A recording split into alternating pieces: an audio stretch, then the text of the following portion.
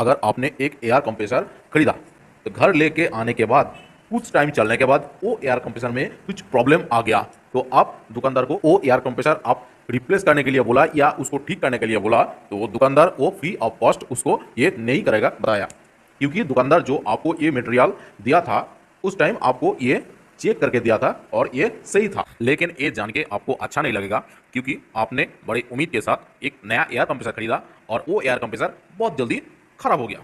तो दोस्तों ये प्रॉब्लम अगर आपके साथ ऐसा ना हो, इसीलिए ये वीडियो आप लोगों के लिए बना रहा है। वीडियो लास्ट तक देखते रहिए।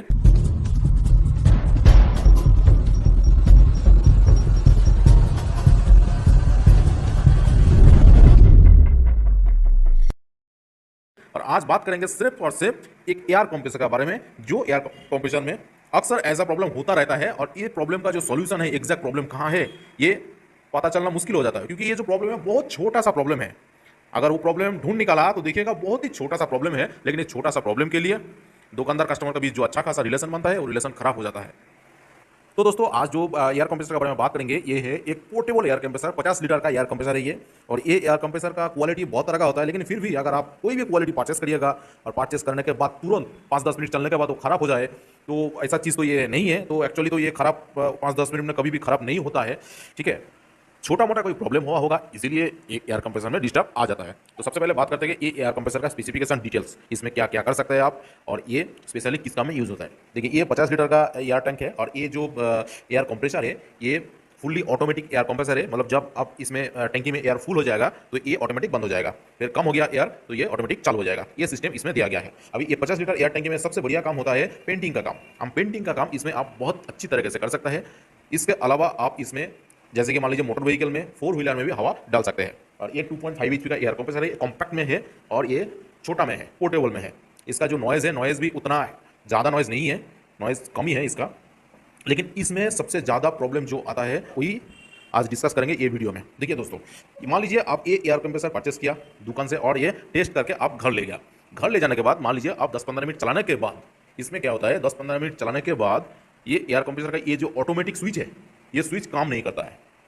क्यों काम नहीं करता है, क्यों काम नहीं करते वो आपको बताते हैं। तो सबसे पहले बताते हैं ये ऑटोमेटिक स्विच के बारे में। देखिए ये ऑटोमेटिक जो ये स्विच लगा रहता है, ये स्विच में क्या होता है, जैसे आप एयर कंप्रेसर में लाइन देते हैं, इलेक्ट्रिक लाइन देते हैं, ये ऑटोमेटिक स्विच में आता है। और यहाँ देखिए एक तो ऑन ऑफ स्विच है, ये रेड कलर का। ये ऑन ऑफ स्विच जब इसको आप ऑन करते हैं तो ये ऑटोमेटिक चालू हो जाता है, और इसको जब आप दबा देते हैं तो ये बंद हो जाता है।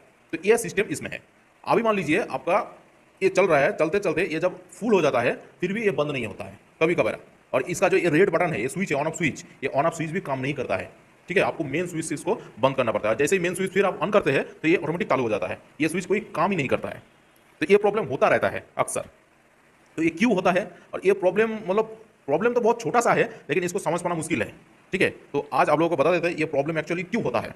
तो सभी प्रॉब्लम का जड़ है ये ऑटो कार्ड स्विच, ठीक है। देखिए ये ऑटो कार्ड स्विच में आप लोगों को दिखाता है अच्छे से। ये ऑटो कार्ड स्विच में देखिएगा आपका बीच में एक तो स्क्रू है, स्क्रू लगा हुआ है। स्क्रू से ये जो स्विच है, ये स्विच आपका टाइट किया हुआ है।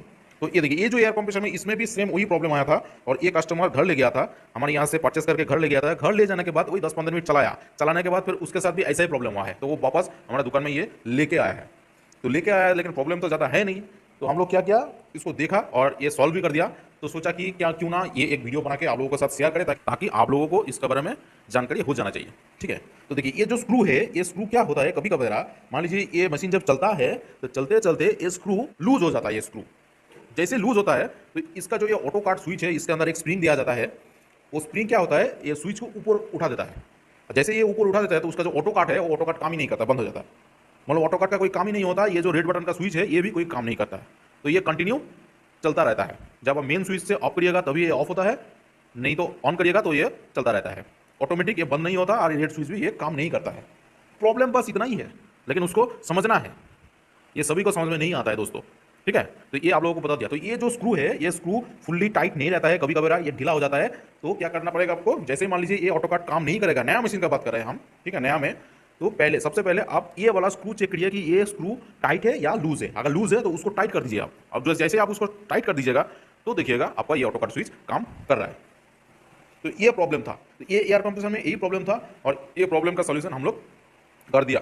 तो दोस्तों प्रॉब्लम तो बहुत छोटा है, लेकिन ये छोटा सा प्रॉब्लम के लिए भी कभी कवेरा दुकानदार और कस्टमर का बीच जो एक रिलेशन बनता है, बिजनेस का रिलेशन बनता है, वो खराब हो जाता है। ठीक है, तो ऐसा नहीं करना चाहिए। जब भी कस्टमर आपके पास कुछ चीज़ लेके आए तो उसको पहले देखना चाहिए कि इसका हुआ क्या है, एग्जैक्ट क्या प्रॉब्लम है, मना मत करिएगा। ठीक है, और कस्टमर लोग भी बोल रहा है कि आप लोग जब चीज़ लेते हैं तो अच्छे से चेक करके एकदम ठीक ठाक देख के उसको परचेस करिएगा।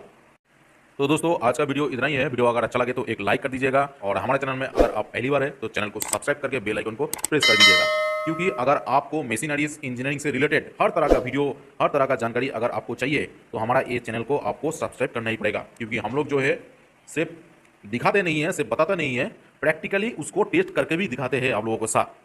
तो मिलते हैं नेक्स्ट वीडियो पे, तब तक आप सब लोग ठीक रहिए, सुस्त रहिए। जय हिंद।